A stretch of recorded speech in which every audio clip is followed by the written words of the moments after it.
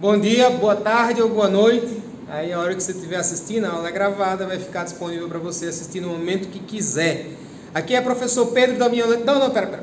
Professor Elson Gouveia, vou ministrar a aula de Direito Administrativo. A gente já viu bastante coisa até aqui, já são algumas aulas disponibilizadas aí no portal. E hoje a gente dá início à matéria de princípios.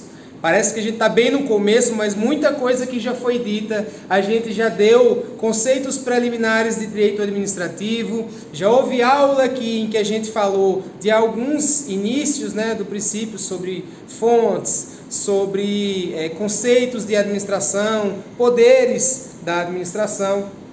Correto? A gente já explicou o conteúdo aqui, apresentando o conceito de administração em sentido subjetivo, sentido objetivo, tudo bem? Até aqui a gente está andando bem. Hoje nós vamos dar mais um passo na escalada rumo à aprovação aí no concurso público que você almeja.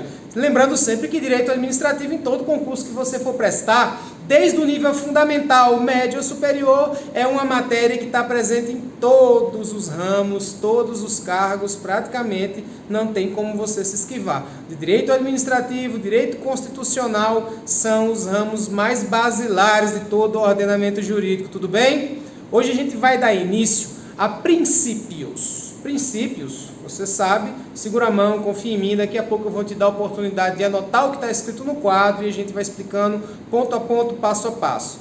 Olha lá, quando a gente fala em princípio, a gente está falando em alicerce, tá bom? Em que se fundamenta o ramo jurídico? Em que se fundamenta a matéria? O que a gente tem que ter sempre em mente quando a gente for estudar qualquer tema da matéria? Os princípios, eles são inesquiváveis, você não tem como fugir do que prevê o princípio, certo? Então a gente costuma falar que princípios são as vigas mestras que sustentam o ordenamento jurídico, tá bom? Coloque na tua cabeça que se trata de um alicerce, de uma viga mestra. Professor, o que é viga mestra? Eu não sou mestre de obras, não sou pedreiro, não conheço. Você já ouviu falar de coluna? Casa com coluna? Pois é. Os princípios, eles são a sapata que sustenta a coluna, tá bom? É a parte mais perene, é o que torna possível a gente interpretar o ramo do direito nas mais diversas situações. Tá ok? Vamos para o quadro? A gente tem, eu vou sair da tua frente para você poder prestar atenção. Princípios são regras fundamentais, vírgula, os pilares em que se fundamentam determinado ramo do direito, são de observância obrigatória. Então você não tem como, repito, se esquivar dos princípios. Você já ouviu falar de princípio da dignidade humana, correto? É um dos princípios mais fundamentais aí de direito constitucional, tá bom? Princípio do indúbio pro réu, você vai estudar isso lá em direito penal, são os princípios. Isso fundamenta o ramo do direito em que a gente está estudando. Tranquilo? Professor, eu já tenho uma noção boa do que são princípios, todo o ramo do direito, toda aula de direito que se inicia, o professor sempre vem para a gente e explica sobre princípios, não tem como fugir, na tua prova vai cair, toda prova cai alguma coisa sobre princípios, e hoje, aqui nesse encontro, nos blocos que virão, a gente vai abordar tanto os conceitos, quanto as explicações do tema, e como é cobrado em prova de questão. Repito para você, o examinador não é uma pessoa muito criativa, ele cobra sempre do mesmo jeito, e quando varia muito pouco. Então ele cobra a mesma coisa de uma forma um pouquinho diferente. Então se você tiver a noção do básico, da viga mestra, repito, se você tiver uma noção boa de alicerce, você dificilmente erra uma questão sobre princípio, tá ok? Olha lá, o que é que eu chamo de superprincípio? Eu chamo de superprincípio aquilo que uma parte muito importante da literatura, uma parte muito importante dos doutrinadores apontam como os princípios que Maria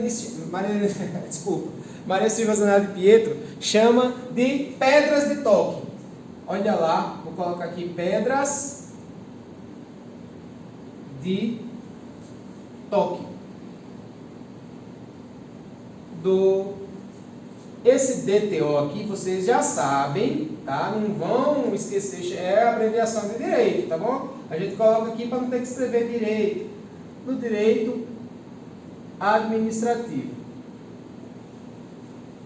tá bom? São o que a doutrina chama de pedra de toque do direito administrativo.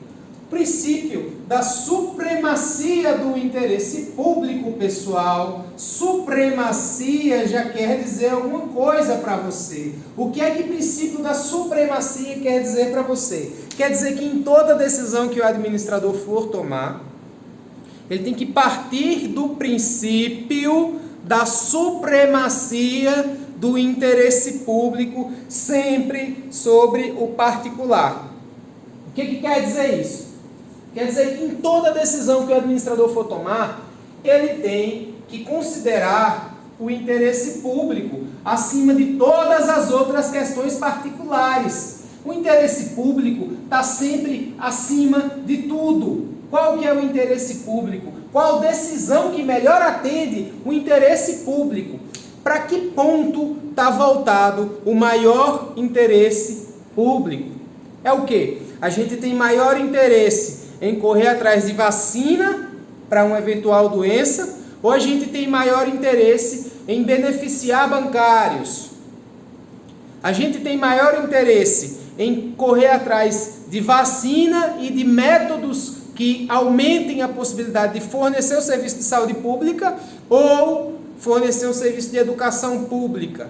Então, o gestor, ele tem que sempre focar em qual é o maior interesse público no momento, tudo bem? Ele jamais deve pautar as suas decisões em interesses particulares, porque o interesse público, o interesse coletivo, ele vem sempre primeiro, ele vem sempre na frente de qualquer interesse particular, seja ele qual for. Não importa que espécie de interesse particular a gente está falando, o interesse público, ele é supremo, ele vem primeiro. Então, não é primeiro meu filho, não. É primeiro o que melhor atende ao interesse público. Não é primeiro o meu, não. Primeiro o que melhor atende o interesse público. É sempre assim, e como já disse e repito, não dá para fugir do que prevê os princípios. Os princípios devem ser seguidos porque eles são de observância obrigatória. Tudo bem? Então, a gente já tem uma noção do que é a supremacia do interesse público. É uma pedra de toque e você já tem noção de que isso se trata de um fundamento básico. Isso aqui é basilar, isso aqui se trata de estrutura. Isso é um alicerce do direito administrativo em que deve se basear para todas as suas decisões o gestor, seja ele federal, como a gente já falou, de União, seja ele regional, como a gente já falou, dos estados, seja ele local, como a gente já falou, dos municípios. Não importa em que esfera de poder a gente esteja falando, todas as decisões do gestor têm que ser pautadas no melhor interesse público, levando sempre em maior grau o interesse público. Tranquilo? É supremo o interesse público. Quando a gente trata da segunda pedra de toque, o segundo grande super princípio do direito administrativo, a gente vem falar aqui agora da indisponibilidade do interesse público. O que é que quer dizer ser indisponível o interesse? O que é indisponibilidade, professor? Indisponibilidade nada mais é do que o gestor não pode abrir mão. Ele não pode abrir mão de determinados direitos que a ele não pertencem. Exemplo. Isso acontece muito no interior e eu tenho visto acontecer demais. Eu vejo muita gente irritada com gestores municipais que estão entrando com a execução fiscal, perseguindo IPTU de casa que você nunca pagou. Olha bem, pergunta aí a alguns vizinhos teus, você que mora num bairro, você que mora numa cidade pequena, se vocês já pagaram IPTU alguma vez. Tem gente aí que vive há 10 anos no mesmo lugar e jamais, nenhuma vez em toda a história pagou IPTU e agora o prefeito está executando o IPTU e está com raiva do prefeito. Não vou votar, está perdendo patrimônio eleitoral o prefeito, patrimônio político, porque está cobrando IPTU. Ele é obrigado a cobrar o IPTU. Ele não está cobrando porque ele é gente ruim, não. Ele está cobrando porque ele é obrigado. Ah, mas eu fiz campanha para ele, está cobrando IPTU meu. É indisponível. Sabe o que quer dizer indisponível? Vamos lá.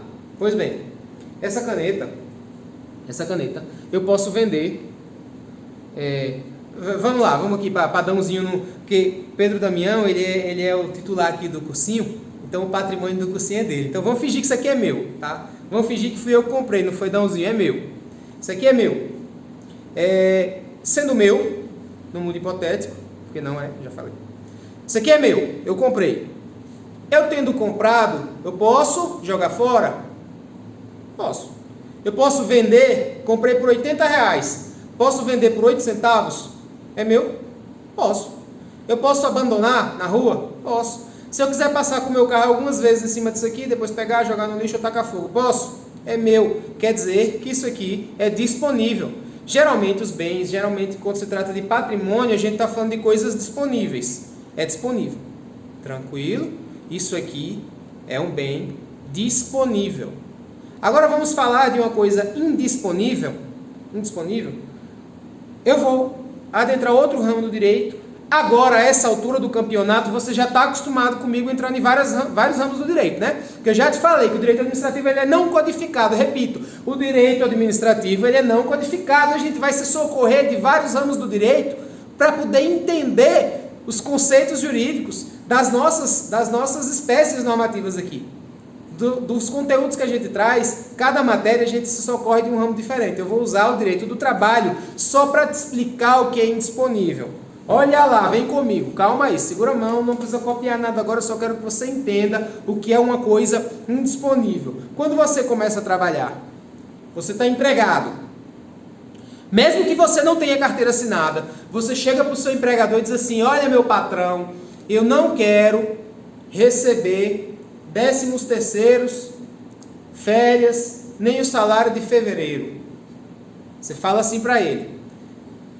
Quando ele te demitir, você pode entrar com ação e cobrar isso aí.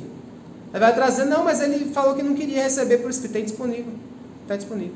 Porque a lei prevê que você não pode dispor disso aí para evitar que o patrão te obrigue a assinar e depois tolhe o teu direito. Tranquilo?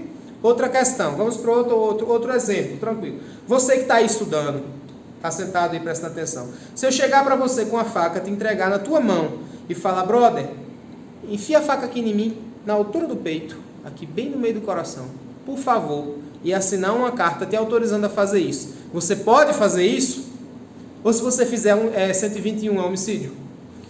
Acertou, é homicídio. Por quê? É indisponível o direito à vida. Eu não posso te entregar a titularidade dele. Ou seja, são coisas que você não pode abrir mão sobre hipótese nenhuma. Você não pode passar para alguém, ou você não pode deixar de perseguir. É disso que a gente está falando. Quando a gente fala de IPTU, o gestor ele não pode deixar de cobrar sobre crime, sobre pena de responsabilidade penal. Ele vai ser incriminado, ele vai responder. Por quê? Porque ele deixou de cumprir uma obrigação dele, deixou de perseguir o interesse público. O interesse público ele é indisponível. O gestor não pode simplesmente deixar de cobrar o imposto, porque senão ele vai estar dispondo de um direito que não é dele. Ele vai estar dispondo de um patrimônio, de uma fonte de dinheiro, de uma fonte de verbas que não é dele. É da pessoa jurídica de direito público. Pertence à coletividade. É interesse público. Tranquilo? Toda vez que tratar de interesse público, é indisponível e o gestor não pode abrir mão. Tranquilo? Até aqui sossegado, né? A gente entendeu que o princípio, ele nada mais é do que um alicerce para o conteúdo jurídico, a norma que a gente vai estudar. Tranquilo. A gente já viu que no direito administrativo a gente tem 2 super princípios, que são 2 super vigas mestras que orientam o ordenamento do direito administrativo no geral. Supremacia do interesse público e indisponibilidade do interesse público. A supremacia, o próprio nome já vem dizendo. O interesse público ele é supremo, ele suplanta qualquer outro interesse particular. Seja interesse do presidente da república, do governador do estado, do prefeito, do empresário rico da região, do empresário rico do país. Não importa qual tipo de interesse a gente esteja falando. O interesse público é supremo, tá bom? Lembre-se que a gente está falando na teoria, a gente está falando no mundo do dever ser. No mundo da lei, é assim que funciona. Se no teu concurso perguntar, você vai dizer que o que tem que prevalecer é o interesse público. Até aqui tudo bem? O segundo superprincípio, o princípio da indisponibilidade. Quer dizer que os interesses públicos são indisponíveis. O gestor, ele não tem grau de discricionariedade. Professor, palavrão. Vamos começar a habituar? Vamos começar a acostumar com os palavrões? Discricionariedade é quando tem grau de decisão. o chefe ele pode decidir sobre alguma coisa. Quando se trata de interesse público, ele não tem esse grau de discricionariedade na disponibilidade. Ele tem que perseguir, ele não pode simplesmente abrir mão, tudo bem? Quando abre mão, também comete crime de responsabilidade. Tranquilo? Primeiro bloco fechado, a gente já abriu aqui com o conceito inicial de princípios e daqui a pouco a gente volta com o primeiro dos princípios.